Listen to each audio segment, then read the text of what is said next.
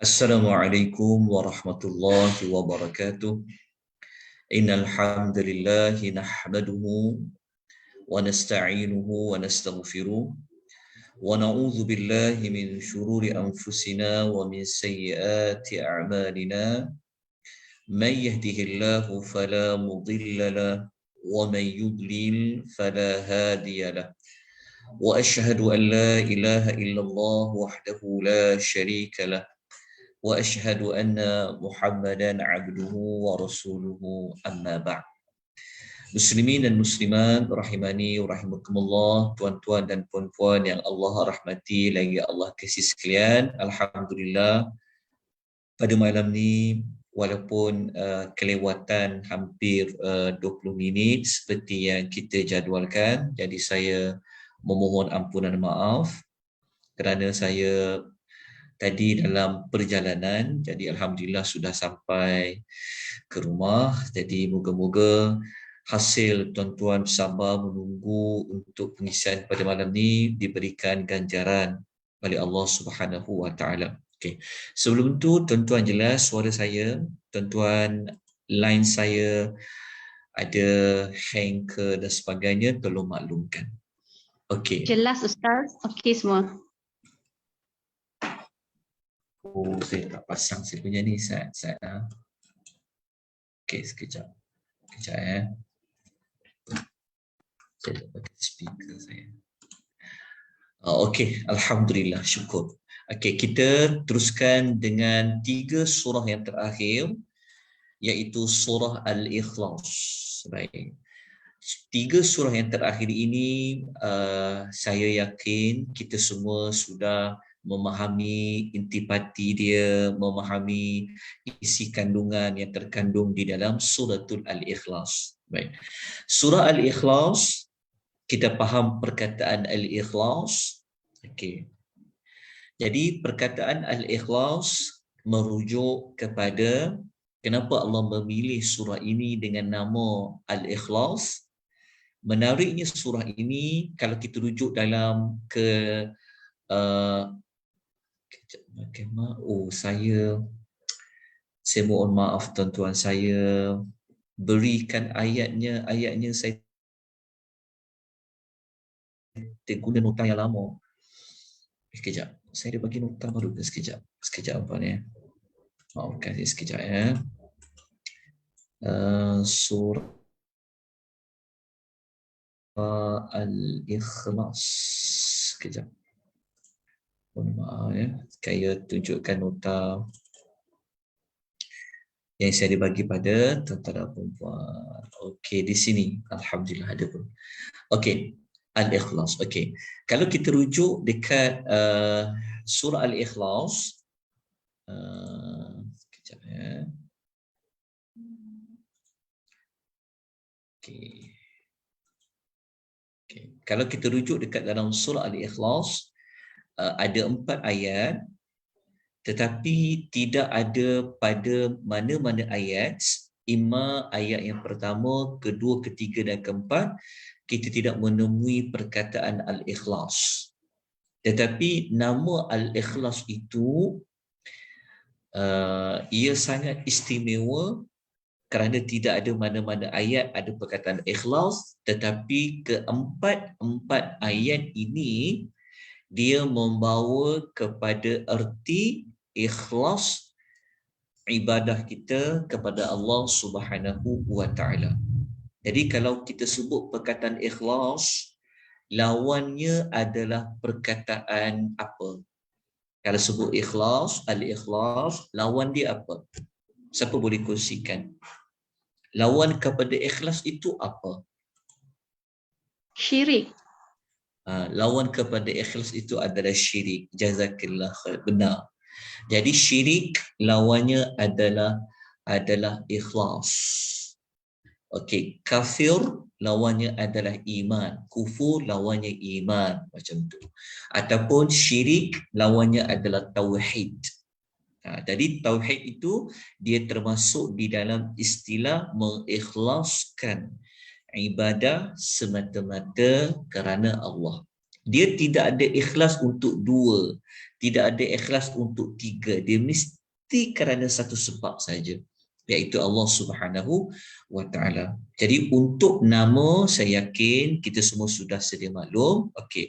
Kita bincang ke yang paling penting, kita nak bincang kepada tema dia. Okey, tema surah Al-Ikhlas ini, temanya adalah surah yang menceritakan tentang mentauhidkan Allah. Mentauhidkan Allah ni, dalam mentauhidkan Allah ni lah datangnya kepada makna mengikhlaskan. Ikhlas dalam ibadat. Jadi mentauhidkan Allah, menunggalkan Allah, mengesahkan Allah pada rububiyah dan juga pada uluhiyah. Okay. Kalau kita biasa dalam ilmu tauhid, kalau kita belajar akidah, kalau kita belajar tentang beriman kepada Allah, tentu tuan-tuan dan puan biasa dengan perkataan rububiyah. Rububiyah. Rububiyah ni, dia sebenarnya dia dikaitkan dengan Allah itu adalah Rabbun. Dekat surah Al-Fatihah, kita jumpa tak nama Allah, namanya adalah Rabbu.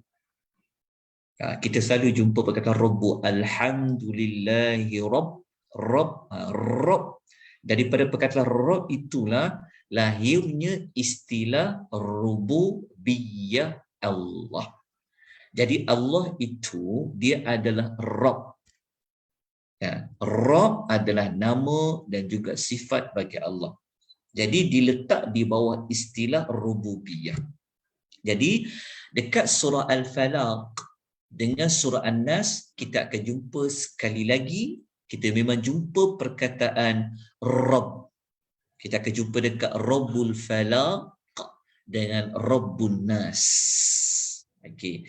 Walaupun tidak ada perkataan Rabb di dalam surah Al-Ikhlas pada 4 ayat tersebut, tetapi dalam mengesahkan Allah, dalam mentauhidkan Allah, dia kena mengesahkan Allah pada semua sudut. Pada semua sudut tu, ada sudut yang dikaitkan dengan rububiyah Allah. Rububiyah Allah ni, dia dikaitkan dengan Allah itulah yang menciptakan segala sesuatu. Allah itulah yang memberi rezeki. Allah itulah yang mentakdir alam ini. Itu dipanggil dalam rububiyah. Jadi kita tak boleh menduakan Allah dengan kita kata ada makhluk lain yang berkuasa. Tak boleh. Kita kata rezeki ni ada sumber lain. Tak boleh. Jadi kita kena mentauhidkan Allah dalam bab rububiyah. Bagi kita yang menjaga alam ni Allah sahaja. Tidak ada yang lain. Yang menjaga matahari Allah sahaja. Yang menjaga langit Allah sahaja. Jadi itulah dipanggil mentauhidkan Allah pada rububiyah. Yang menjaga manusia ini, mengatur manusia ini Allah sahaja.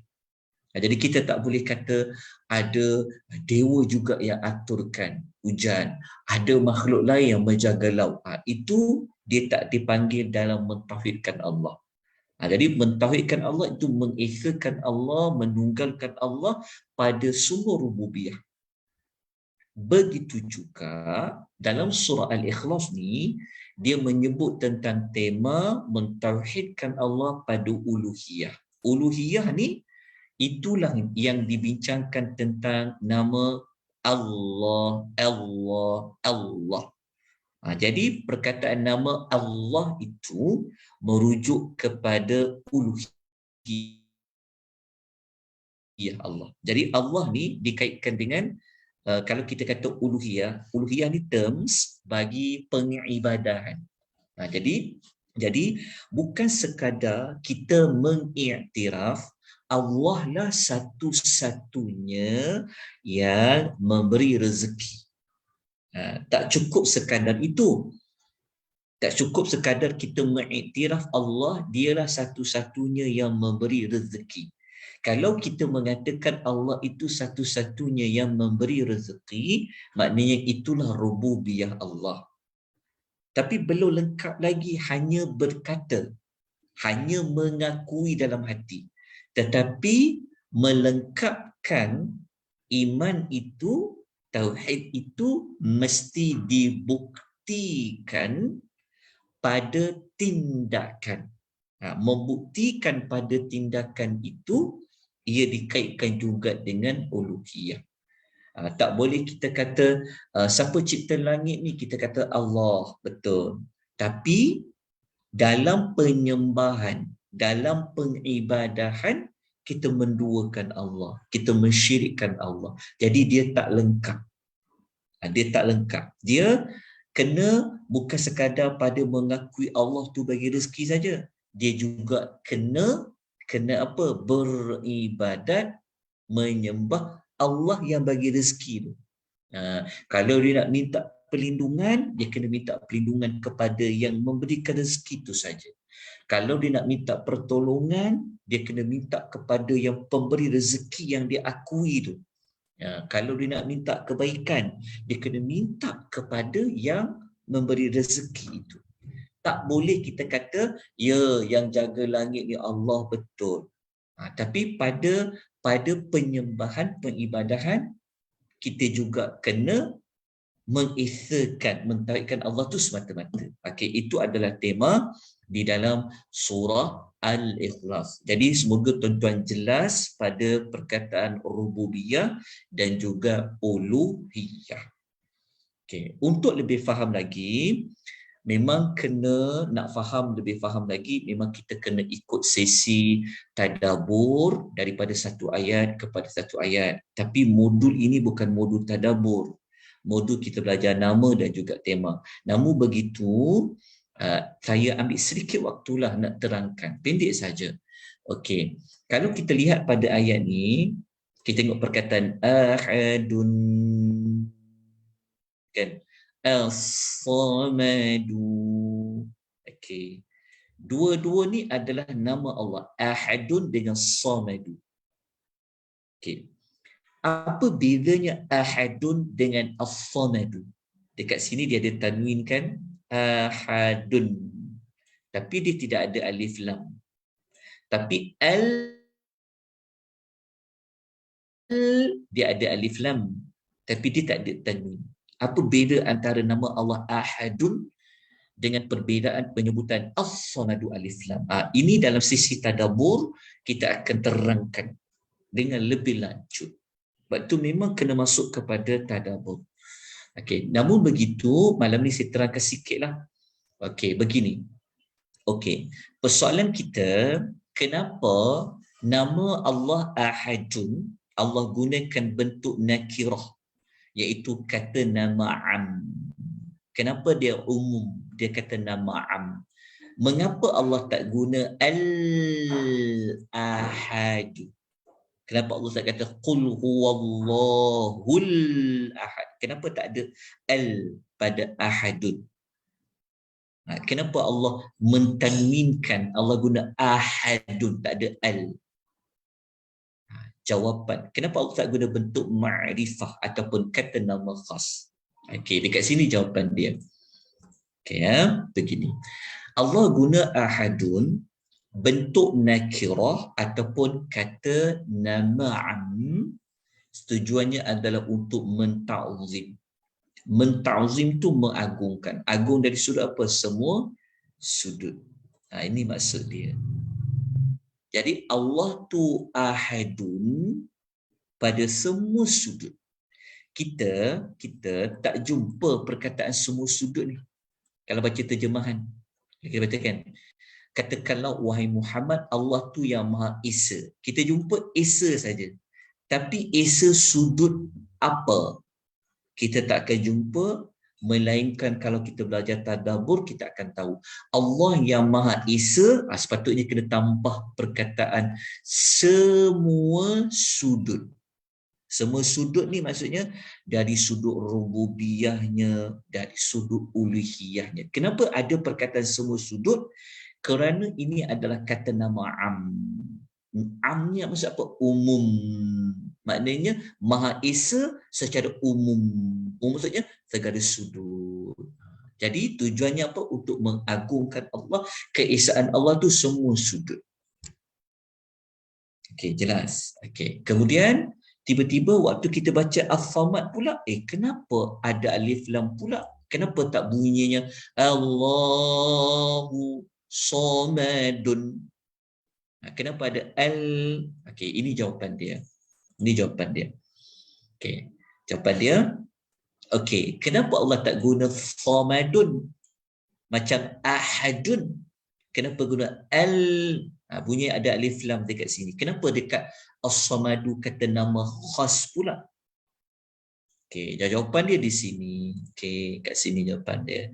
As-Samadu Allah guna dalam bentuk ma'rifah. Ingat, ma'rifah ni kata nama khas. Nama pun khas kan? Khas, khas. Nak menunjukkan apa? Fungsinya untuk litakhusis, pengkhususan. Pengkhususan ni kenapa? Nak mengkhususkan hanya dia tempat bergantung. Faham tak fungsi mengkhususkan? Maksudnya tak boleh bergantung kepada makhluk lain. Tak ada dah tempat lain dah nak bergantung. Dekat dia itulah seorang. Jadi untuk membatasi, untuk mengkhususkan, maka pengkhususan itu dia ditunjukkan dengan ada al, ada alif lam. Sebab tu penting ikut surat tadabbur. Sebab kalau baca terjemahan, mungkin kita tak nampak maklumat itu. Tetapi dia kena lalu tadabbur. Oh, kenapa ahadun bentuk umum nak menunjukkan Allah ni Maha Esa? Umum ni kan macam luas kan. Semua sudut Allah tu Esa. Umum Allah tu. Keesaan dia. Tapi kalau As-Samadu, dia kecilkan. Dia tak kata nama umum, kata nama khas. Kan khas. Khas tu kan dia akan berlimitkan. Itulah maknanya Allah itu dia je tempat bergantung. Tak ada bergantung pada tempat-tempat yang lain. Okey, itu maklumat dekat surah Al-Ikhlas. Okey, jadi kita pergi kepada surah Al-Falaq. Okey, Al-Falaq maknanya adalah waktu subuh. Adalah waktu subuh. Okey. Perkataan Al-Falaq kita akan jumpa pada ayat yang pertama, iaitu a'udzubillahi minasyaitonirrajim, bismillahirrahmanirrahim, qul a'udzu birabbil falaq. Okey, kita jumpa perkataan al-falaq, waktu subuh. Tetapi kalau kita baca keseluruhan ayat, kenapa dengan waktu subuh ni? Kenapa dengan waktu subuh ini? Sebenarnya Allah nak cerita siapa yang jaga Al-Falaq ni? Siapa yang cipta Al-Falaq? Siapa yang uruskan waktu subuh ni? Dekat belakang kena baca keseluruhan ayat, kita akan jumpa birabbi, rabb, kepada falaq. Apa tak perkataan rabb? Rabb kepada waktu subuh. Jadi Al-Falaq dekat sini maksudnya waktu subuh. Jadi waktu subuh ni ia dijaga, diaturkan oleh Rabb. Rabb tu siapa? Rabb tu adalah Allah lah. Sebab itu kita kekalkan perkataan Rabb kerana dia ada makna dia yang tersendiri. Memang merujuk kepada Tuhan, memang merujuk kepada Allah. Tapi Rabb ni dia menunjuk kepada kerububiyahan Allah. Jadi dekat ayat ini kita jumpa perkataan Rabb kepada Al-Falaq. Kenapa Allah nak tekankan waktu subuh? Kenapa waktu subuh didatangkan pada 5 ayat surah Al-Falaq ni? Okey. Jadi nak tahu maklumat tu, mari kita tengok kepada tema dia. Tengok pada tema terus. Okey, Rabb maknanya apa? Mengatur, mentadbir, mengurus. Okey. Jadi kita tengok kepada tema. Okey, surah Al-Falaq ni kita pun sedia maklum, surah ini temanya tentang apa? Perlindungan. Perlindungan. Dia sama macam surah An-Nas, perlindungan. Okey. Perlindungan ni kita akan jumpa dekat ayat dia bunyi apa? Kita akan jumpa dekat ayat dia ada perkataan apa? Ada perkataan a'udzu. A'udzu, a'udzu. Aku berlindung. Aku berlindung ni itulah salah satu cara beribadah kepada Allah. Ataupun salah satu cara uluhiyah Allah. Aku berlindung. Maka kita minta tolong, berlindung. Sebab itu tema dia mesti temanya ada tentang perlindungan. Kalau minta lindung, biasanya minta lindung dari yang jahat ke minta lindung dari yang baik? Jawapan dia. Tentu kita akan minta lindung daripada benda yang jahat. Okey. Maknanya surah ni ada cerita benda yang jahat. Benda yang jahat tu dia ada perkataan syarr. Syarr tu jahat. Okey, dekat surah Al-Falaq merupakan surah yang paling banyak di dalam Quran. Dalam surah tu, surah yang paling banyak sebut tentang jahat ni 4 kali dalam surah Al-Falaq. Jadi kita tengoklah pada ayat tu. Kalau kita tengok pada ayat kan, kita akan jumpa. Cuba bulatkan dengan perkataan jahat kat mana. Min syarri, ada syarri, jahat pertama. Jahat kedua. Jahat ketiga, wa min syarri. Jahat keempat, syarri. Hanya Rabbul Falaq sahaja yang boleh lindung kita daripada 4 jahat ni. Jahat pertama, makhluk yang Allah ciptakan. Termasuklah COVID-19. Dia termasuk dalam misyari ma khalaq. Lepas tu malam yang gelap. Lepas tu daripada penyihir-penyihir yang menghembus menggunakan tali-tali, ilmu hitam. Dan yang kelima dari orang yang dengki apabila dia cari jalan macam mana nak tunaikan kedengkian dia. Maka Allah Al-Falaq ini sahaja yang boleh lindung kita. Kenapa dipilih Tuhan yang menguasai waktu subuh? Kenapa tak kata Tuhan yang menguasai waktu malam ke? Tuhan yang Rabb kepada perkara lain? Kenapa di waktu subuh? Kerana nak dikaitkan dengan gelap. Sebab jahat ni dia di lambang dia adalah kegelapan, gelap.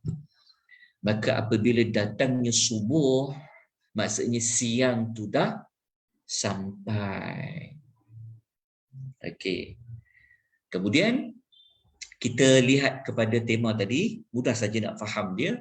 Okey, perlindungan dengan cahaya Rabb Al-Falaq. Cahaya Rabb Al-Falaq tu sebab yang menguasai waktu subuh.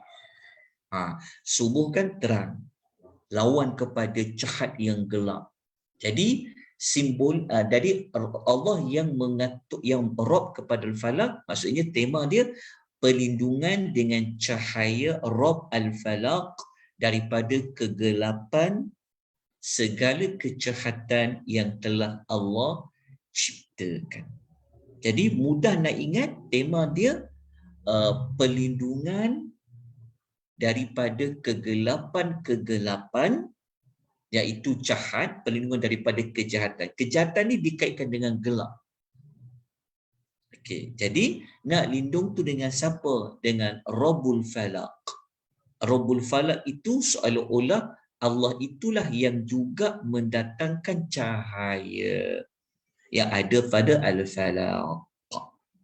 Okey, itulah penerangan ringkas tentang surah Al-Falaq. Okey. Jadi untuk mengetahui dengan lebih lanjut pada perbincangan setiap ayat ni, kalau kita bincang tadabbur, kita boleh kupas banyak benda. Kenapa dimulakan, apa makna di sebalik qul, ini kenapa sebut umum, lepas tu dikhususkan, kenapa sebut kenapa an-nafatha ni ada al, kenapa dia guna kata nama khas an-nafatha, an-nafatha. Kenapa orang yang dengki ni Allah guna kata nama am? Kenapa pula? Ada perbincangan. Kenapa guna ghasikin? Ini kena masuk sesi tadabbur. Lepas tu kita kena bincang pula, apa perkaitan orang yang dengki dengan orang yang sihir? Apa kaitan orang yang sihir dengan waktu malam yang gelap? Ini pun ada perkaitan antara satu ayat ke ayat. Itu kena masuk sesi tadabbur ayat by ayat. Cuma kita memang tak sempat nak sebut tentang tadabbur ayat by ayat. Okey, jadi kita teruskan kepada surah yang terakhir sekali. Surah pada malam ini kita nak khatam dah nama dan tema surah, iaitu Suratun Nas. Jadi kita tahu An-Nas itu merujuk kepada manusia. Secara umum digunakan manusia ni, dia merujuk kepada kumpulan manusia secara umum. Kenapa dengan manusia ni? Okay, kita tengok terlebih dahulu. Di manakah ayat yang ada perkataan An-Nas? Jadi kita baca dekat ayat pertama, kita jumpa perkataan An-Nas. Lalu manusia. Kenapa dengan manusia ni? Okey. Jadi untuk memahami juga dua surah ini, tuan-tuan dan puan-puan kena mengetahui para ulama ada yang menyebutkan dua surah ini turun adalah setelah Rasulullah sallallahu alaihi wasallam mengalami, Rasulullah ditimpa sihir. Maksudnya Rasulullah telah terkena sihir. Maka Allah turunkan dua surah pemberi perlindungan untuk Nabi sallallahu alaihi wasallam baca. Sebab itu ada perkataan qul, katakanlah ni dalam bahasa pada ketika ayat turun, bacalah wahai Muhammad, sebutlah, doalah. Okey. Jadi kenapa dengan manusia tu? Kenapa dengan manusia ini? Jadi manusia ni Allah Ta'ala nak memberitahu kepada kita bahawasanya manusia ini dia termasuk di bawah tadbir, di bawah urusan Allah Subhanahu wa Ta'ala. Dekat manusia ni Allah ada kaitkan, bukan sekadar nak terang pada manusia itu lemah, manusia itu perlukan perlindungan, tetapi dekat kisah manusia ni Allah Ta'ala nak membawa manusia itu mengingati tentang manusia ini mempunyai Tuhan. Cara Allah memberitahu dia itu Tuhan, kita akan baca pada keseluruhan ayat ini. Okay, tapi untuk nama surah, saya yakin tuan-tuan perempuan jelas tentang manusia. Dalam surah ini Allah Ta'ala nak menunjukkan tentang kebergantungan manusia itu kepada Tuhannya. Kalau kita gabungkan surah An-Nas dengan surah Al-Fatihah, dia seperti memberi jawapan. Jawapan dekat mana? Okey. Kalau kita baca surah Al-Fatihah kan Allah kata dia adalah Rabbul Alamin. Betul tak? Ini kan Allah kata Alhamdulillahi Rabbil Alamin. Dekat surah Al-Fatihah Allah memberitahu bahawa segala puji bagi Allah Rabb sekalian alam. Tapi Allah tak cerita sekalian alam tu contohnya apa. Siapa di bawah maksud Al-Alamin, Rabbul Alamin, maka dekat surah An-Nas, surah yang penutup dia, hujung Al-Quran, memberikan contoh. Seolah-olah surah An-Nas ni dia kata, hampa ingat balik tak? Dekat surah pertama kita belajar dulu, Allah mengatakan dialah yang menguruskan sekalian alam. Antara contoh sekalian alam tu siapa? An-Nas, iaitu manusia. Mulianya manusia tu. Sebab itu kalau tuan-tuan pernah mempelajari tema suratul Fatihah ataupun tujuan suratul Fatihah, sebenarnya tujuan dia adalah nak mengenalkan kita kepada Allah dan menerangkan kepada kita, kita kena buat apa kalau dah kenal Allah. Itulah suratul Fatihah. Dan penutup Al-Quran, An-Nas ni pun sebenarnya membawa manusia kembali kepada kenal Allah.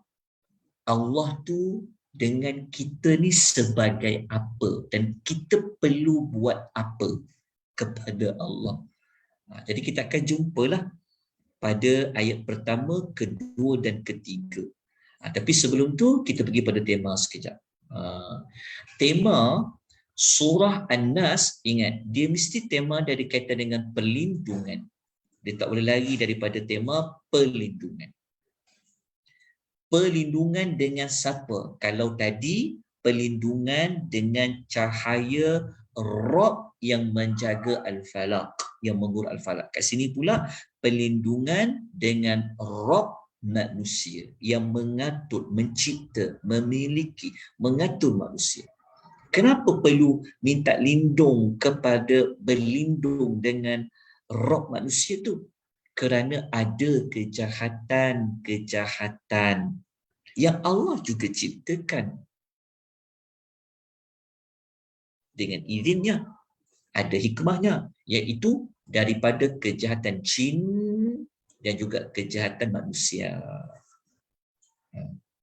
Kejahatan jin itu kita akan jumpa tentang was-was. Was-was. Manusia ni pun ada juga bawa was-was kepada kita. Bedanya jin tak nampak. Manusia kita boleh nampak. Tetapi kedua-dua ini, jin dan manusia ini, adalah merujuk kepada jin dan manusia yang jahat. Sebab itu kita akan jumpa dekat ayat hujung tu, kita akan jumpa minal jinnati wan nas, daripada kejahatan jin dan manusia. Jadi jin ni pun termasuk dalam al-alamin. Manusia termasuk dalam al-alam. Tapi Allah mengatur alam ni, ujiannya ada yang makhluk di dunia ini memilih dia untuk dia menjadi jahat. Allah izinkan untuk ia berlaku dengan sebab dan musabab, dengan hikmahnya. Tetapi Allah mengajar kepada kita berlindung. Kenapa? Kerana Allah lah yang menciptakan jin. Allah juga yang menciptakan manusia. Maka kau berlindunglah kepada pencipta, kepada dua makhluk ini.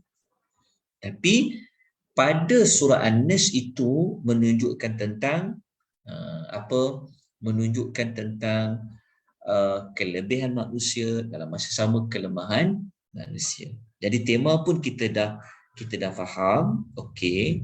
Nama surah pun kita dah jelas, okey. Cuma kita nak kena lihat lagi, dekat sini ada benda yang menarik yang Allah nak tekankan kita. Allah nak kenalkan kita. Walaupun ni surah nak hujung dah, Kan, tak sabar-sabar nak khatam Quran ni, tapi Allah ingatkan kita balik semula macam Allah kenalkan kita dekat surah Al-Fatihah dulu. Jadi Allah bagi tahu nak minta lindung ni, lindung kepada siapa? Qul a'udzu birabbin nas. Kepada Rabb manusia. Pertama, di sini ada 3 sifat, tiga ciri ada pada Allah. Allah tu siapa? Rabbun nas. Okey, minta lindung. Lindung kepada siapa? Rabbun nas. Lepas tu minta lindung kepada siapa? Malikin nas. Maliki, raja yang raja kepada manusia. Okey, minta lindung kepada siapa lagi tu? Ilahin nas, kepada Tuhan yang disembah, ilah, Tuhan yang disembah oleh manusia, maknanya Tuhan manusia. Jadi kalau kita ringkaskan ayat dia, pada surah An-Nas ni Allah bagi tahu manusia, kamu lemah, kamu itu di bawah al-alamin, maka kamu kena minta perlindungan kepada Rabb manusia, raja manusia, sembahan manusia. Nah, kenapa ada susunan seperti ini? Kenapa sebut Rabb manusia, raja manusia, sembahan manusia? Okay, salah satu penerangan para ulama seperti ini. Kenapa disusun Rabbun Nas, Malikin Nas, Ilahin Nas? Okey, ini yang disusun, yang diterangkan oleh Ibnu Juzi. Contohnya, kenapa Allah mulakan dulu dengan Rabbun Nas? Kenapa? Kerana ramai manusia menjadi pemilik kepada sesuatu. Sebab perkataan Rabb ni dia boleh bermaksud kepada tuan ataupun bermaksud kepada owner, pemilik. Rabb ni dia boleh membawa, kalau dipakai perkataan Rabb, kalau kita nak kata dia pemilik rumah ni, dia owner rumah ni, dia panggil Rabbul Bait. Perkataan Rabb ni dia adalah pemilik, dia tuan. Siapa tuan rumah ni? Rabb, dia kena Rabb. Jadi Allah mulakan dulu pada ayat pertama nak memberitahu. Yang tersiratnya Allah nak bagi tahu kepada manusia, An-Nas, manusia ingat. Kamu ni dekat dunia kamu adalah pemilik. Kamu memiliki sesuatu. Kamu milik rumah, kamu milik kereta, kamu adalah pemilik dia. Tetapi kamu kena ingat, pemilik yang sebenar-benarnya bagi kamu semua ni adalah Allah. Betul tak? Kita punya jaga barang kita, kita punya jaga harta kita, betul kan? Tapi kita terlupa yang kita ni sendiri yang memiliki segala-galanya itu diri kita tu sendiri, harta yang kita miliki itu sendiri sebenarnya ada pemilik dia yang asal. Dia seolah-olahnya macam maksud dia pemilik asal tu menunjukkan apa? Itulah kata nak beritahu pada manusia tu, kau pusinglah macam mana manusia kan, kau milik segala, tapi kau ingat kau ada pemilik yang asalnya. Okey, jadi konsep dia sebenarnya mula-mula dia nak bawa kepada ramai, banyak. Lepas tu Allah kata Malikinna. Malik ni, perkataan Malik, Malik ni dia macam raja. Ada tak dekat dunia ni orang jadi raja? Ada? Tak semua orang jadi raja kan? Tapi walaupun ada orang mengaku dia raja, tapi semua orang faham. Raja ni tidak seperti yang pertama. Kalau pemilik, ramai orang pemilik. Nama dia pemilik. Tetapi tak semua orang jadi raja. Sebab tu Allah susun lepas sebut Rabbunan, menyebut tentang Malikin Nas. Menyebutkan daripada banyak kepada sedikit. Tapi sudut lain Allah nak bagi tahu kepada kita, semulia-mulia raja, hebat mana pun raja, ada kuasa besar macam mana pun raja, kena ingat, raja bagi segala raja itu siapa? Itu yang kita kena berlindung dengan dia, a'udzu tadi. Lepas tu Allah kata ilahinna. Tapi kalau masuk bab ilah, Satu sahaja. Sebab tu konsep dia macam ni. Daripada ramai kepada sedikit. Daripada sedikit terus pergi kepada satu. Itu kalau kita belajar tadabbur ada lagi ulasan lain. Jadi ada dua lapis lah. Lapisan pertama nak menunjukkan bahawa nak bagi tahu kepada Anas, Allah nak bagi tahu kepada kita dalam banyak-banyak kamu memiliki, kamu pemilik, tapi contoh macam kita memiliki, kita ada nama kita pada memiliki apa? Kita nama kita pemilik kereta, kita pemilik rumah, kita pemilik handphone, kita pemilik apa. Nama kita punya. Tapi kita jangan lupa Anas. Pemilik semua kau tu termasuk diri kau itu adalah Allah. Lepas tu termasuk kepada raja. Kau nak muliakan raja, kau boleh dengar cakap raja, kau takut dengan raja. Tapi kau jangan lupa raja bagi segala raja itu adalah yang kau minta lindung tu. Okay. Lepas tu pada sembahan manusia, pada ilah tak ada siapa-siapa, Allah saja. Okay, jadi konsep dia daripada ramai pergi kepada sedikit, pergi terus kepada lebih sedikit. Ini kita kena ikuti slot tadabbur. Jadi untuk slot belajar nama dan tema, saya rasa sudah selesai untuk perbincangan kita pada malam ini. Okay, saya buka kepada persoalan penambahan maklumat jika ada, tuan-tuan dan puan-puan, silakan. Ada Ustaz, ya. dalam surah Al-Falaq, saya punya Quran ini diterjemah sebagai sekalian makhluk, menciptakan sekalian makhluk. Apa? Menciptakan Sekalian makhluk. sekalian makhluk. Al-Falaq. Wallahu Dia juga dengan subuh. Ya, sebab dia begini. Asal perkataan Al-Falaq ni, Al-Falaq ni sebenarnya dia masuk di asal dia adalah pembelah. Membelah lah. Membelah. Dia sebab itu dalam Quran kadang-kadang Al-Falaq dia tak guna pada waktu subuh. Kadang-kadang dia gunakan untuk falikil habbi wan nawa, yang membelah biji benih. Kan macam biji benih tu kan dia biji benih kan. So yang membelah biji, kalau macam kita ada contoh macam falikil habbi wan nawa. Okey, contoh kalau macam durian kan dia biji durian. Siapa yang keluarkan tunas durian tu? Allah lah. Jadi Allah ni sebenarnya dia adalah falikil habbi wan nawa. Itu dalam Al-Quran yang lain.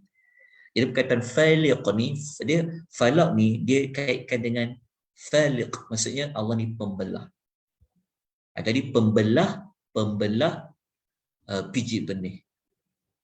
Dan pada konteks ayat ni Allah lah yang membelah gelap. Ingat tak, sebab konteks cerita ayat Al-Falaq ni dia cerita tentang kegelapan. Semua orang takut dengan gelap. So gelap tu dia seolah-olah dia telah dibelah gelap tu. Gelap tu telah dibelah. Apabila dibelah gelap, jadi munculnya apa? Subuh. Macam tu. Kan orang dia takut gelap bila nak terang. Seolah-olah macam gelap tu Allah belah gelap tu. Maka keluarlah cahaya. Itu kalau kita ambil terjemahan dia bentuk perkataan. Sebab tu kalau belajar tadabbur kita akan terang daripada makna yang asal kepada makna yang terpakai mengikut konteks ayat. Allahu ta'ala alam. Okey, silakan. Ada penambahan maklumat lain, silakan. Tuan-tuan dan puan-puan? Ada? Okey, kalau tidak ada, maknanya kita tamatkan pengisian kita pada malam ini yang merupakan kepada malam yang terakhir, siri terakhir kita belajar nama dan tema surah. Okey. Buat pengetahuan tuan-tuan dan puan-puan ya. Buat pengetahuan tuan-tuan dan puan-puan. Okey.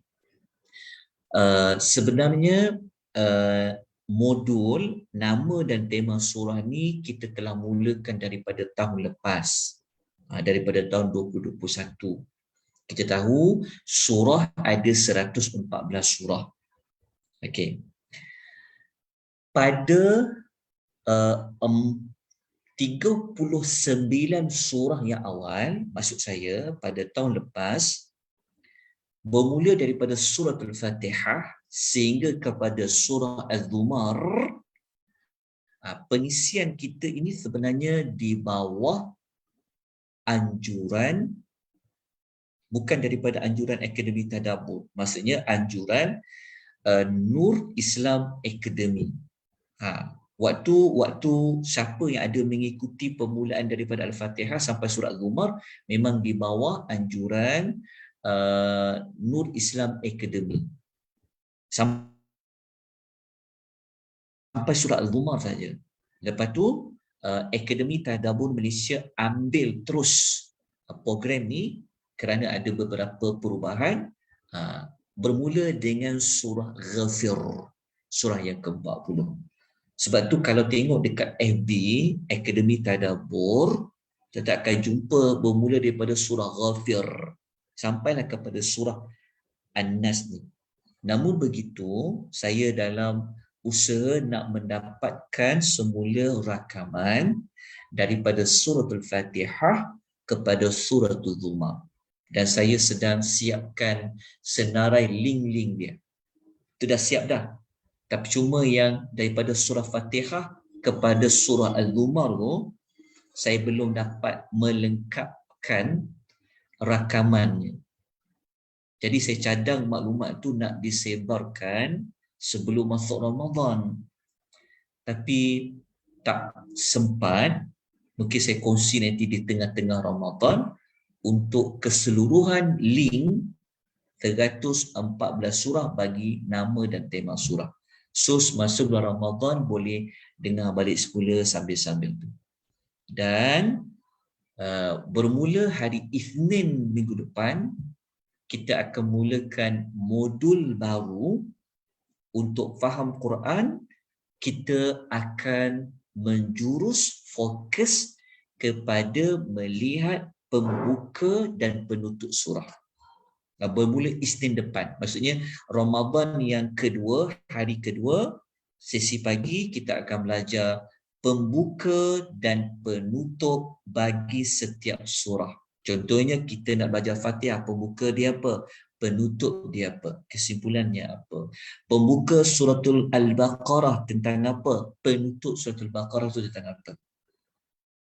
Jadi nama dan tema surah ni dia adalah di bawah macam package lah. Dia bukan package, dia macam pelengkap kepada modul yang tuan-tuan kena ikut. Tuan-tuan ikut betul-betul. Nanti tu saya akan bantu untuk memahami Quran itu dari sudut yang lain. Sebab kita nak belajar daripada satu ayat kepada satu ayat, masa dah tak banyak. Betul tak? Tapi kita belajar dengan apa? Belajar dengan sinopsis 30 juzuk. Lepas tu dah belajar nama dan tema. Bulan Ramadan kali ini 30 hari kita akan belajar pembuka dan penutup setiap surah. Lepas tu nanti modul yang akan datang kita akan belajar hubungan antara surah dengan surah sebelah dia. InsyaAllah ikuti dengan baik, doa pada Allah, moga Allah lapangkan dada, lapangkan urusan, beri kita pertolongan untuk kita dapat mengikuti pengisian-pengisian. Kalau tak secara langsung boleh tengok rakaman. Tuan-tuan ikuti, percayalah, yakinlah tuan-tuan akan dapat memahami, tuan-tuan akan dapat rasa lagi mukjizatan Al-Quranul Karim. Baik, saya mohon ampun dan maaf jika saya sepanjang. Ya, setiap hari kita buat hari Isnin sampai hari Sabtu saja. Setiap hari, insya-Allah. Nota saya sedang siapkan bagi setiap kelas. Okey, kita akan buat sesi pagi antara mungkin 9 hingga pukul 10 atau 9.30 atau 10.30. Saya tengah duduk susun dia punya jadualnya, insya-Allah.